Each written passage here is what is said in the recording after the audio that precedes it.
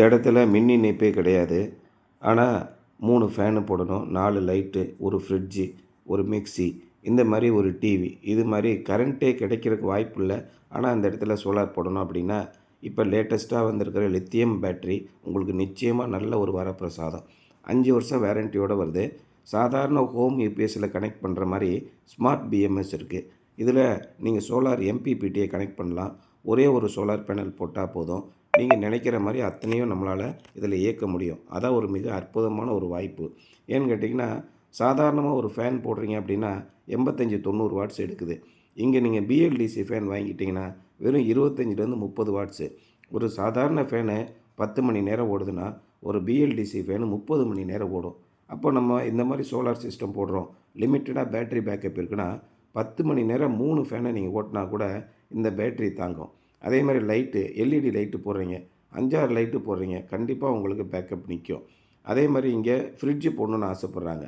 சாதாரண fridge 200லேருந்து 250 watts எடுக்கும். இதே இன்வெர்ட்ரு ஃப்ரிட்ஜு வாங்கினீங்கன்னா 30லேருந்து 50 வாட்ஸ் தான் எடுக்கும். ஃபுல்லாக ஒரு வீட்டுக்கு தேவையான பொருளை நீங்கள் கூலிங்காக வச்சுக்கலாம். இந்த சைட்டில் ஒரு 4 டியூப் லைட்டு, ஒரு 3 ஃபேனு, ஒரு ஃப்ரிட்ஜு, ஒரு டிவி, செல்ஃபோன் சார்ஜரு, இப்படி எல்லாமே போடணும் சார். ஆனால் எங்களுக்கு கம்மியான பட்ஜெட்டில் வேணும் அப்படிங்கும்போது ஒரே ஒரு 580 வாட்ஸு சோலார் பேனலு, ஒரு 100 AH lithium ferrous phosphate battery. நார்மலாக ஒரு 100 AH lithium ferrous phosphate battery வாங்கினீங்கன்னா அது 150 ஏஹெச் லெட் ஆசிட் பேட்டரிக்கு சமமாக இருக்கும். அதே மாதிரி லெட் ஆசிட் பேட்டரிக்கும் லித்தியம் பேட்டரிக்கு உள்ள வித்தியாசம் ரொம்ப நல்லா நீங்கள் புரிஞ்சுக்கணும். லித்தியம் பேட்டரி C1 டைப்புன்னு அர்த்தம். அதாவது 100 ஏஹெச் பேட்டரி வாங்குறீங்கன்னா 100 ஆம்பியரை கொடுத்தும் அதை நீங்கள் சார்ஜ் பண்ணலாம். அது மாதிரி லெட் ஆசிட் பேட்டரி வாங்கினீங்கன்னா C10 ரேட்டிங்கு, C20 ரேட்டிங்கு இப்படி இருக்குது. C10 ரேட்டிங்னா 15 ஆம்பியருக்கு மேலே அந்த பேட்டரியை சார்ஜ் பண்ண முடியாது. அப்போ ஒரு சோலார் பேனலை வச்சு சார்ஜ் பண்ணும்போது அதிகபட்சமாக பவர் உற்பத்தி பண்ணக்கூடிய 10 மணிலேருந்து 2 மணி வரைக்கும் அது ஒழுங்காகவே சார்ஜ் ஆகாது. திரும்ப 8 மணிலேருந்து 9 மணி வரைக்கும் தான் கரெக்டாக சார்ஜ் ஆகும். இந்த மாதிரி சார்ஜிங் ப்ராப்ளத்தினால பேட்டரியை ஃபுல்லாகவே நிரப்ப முடியாது.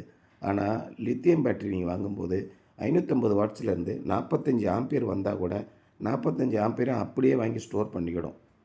அதனால் வெறும் 3 மணி நேரத்தில் உங்களுக்கு இந்த லித்தியம் பேட்டரி சார்ஜ் ஆகிடும். அதுக்கப்புறம் இருக்கிற பவர் பூரா சோலார் பேனல்லேருந்து நேரடியாக உங்களுடைய ஃப்ரிட்ஜுக்கோ, உங்களுடைய ஃபேனுக்கோ, மற்ற உங்கள் டிவிக்கோ போய்கிட்டு இருக்கும். இதனால் ஆஃப் கிரிட் சிஸ்டம் கரண்ட்டே எனக்கு கிடைக்காது சார், கோயில் இடத்துல இருக்கேன், குத்தகை இடத்துல இருக்கேன் அப்படின்னா நீங்கள் இந்த ஆஃப் கிரிட் சிஸ்டத்தை போடுங்க. அதே மாதிரி சின்ன சின்ன சாலையோர ஹோட்டல்கள், சின்ன சின்ன கடைகள், இவங்களுக்கெல்லாம் இந்த லித்தியம் பேட்டரி உள்ள ஆஃப் கிரிட் சிஸ்டம் மிகப்பெரிய பொருத்தமான ஒரு விஷயமா இருக்கும். இதனால் குயிக்காக சார்ஜ் ஆகிடும், நீண்ட நேர பேக்கப் இருக்கும். இந்த மாதிரி ஆஃப் கிரிட் சிஸ்டத்தோட எனர்ஜி எஃபிஷியன்ட் சிஸ்டம்னு சொல்லக்கூடிய BLDC fan, LED tube light, inverter fridge, inverter AC, இது மாதிரி நீங்கள் பயன்படுத்தினீங்கன்னா மிக குறைவான செலவில் சோலார் சக்தியை அதிக அளவுக்கு நம்மளால் பயன்படுத்த முடியும்.